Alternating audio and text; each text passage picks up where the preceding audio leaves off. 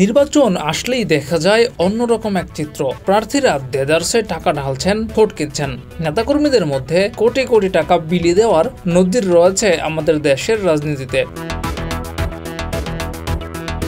নির্বাচনের সময় কিছু মানুষও হা করে থাকে টাকার জন্য। প্রার্থীদের কাছ থেকে টাকা খেয়ে ভোট দিতে যায় তারা। নির্বাচনের আগে জনপ্রতি 500 কিংবা 1000 টাকা অথবা আরো বেশি টাকাও দিতে দেখা যায় প্রার্থীদের।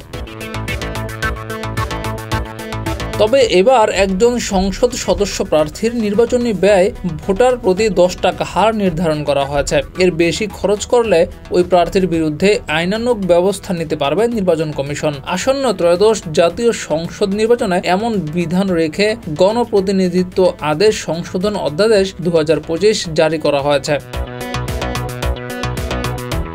কিন্তু কথা হচ্ছে, এই আদেশ মানে কতজন? আদেশ মানলে তো আর নির্বাচনে কোটি কোটি টাকা খরচ হতো না প্রার্থীদের। নির্বাচন কমিশন এবার এসব বিষয় নিয়ন্ত্রণ করতে পারেন কিনা সেটাই হচ্ছে দেখার বিষয়।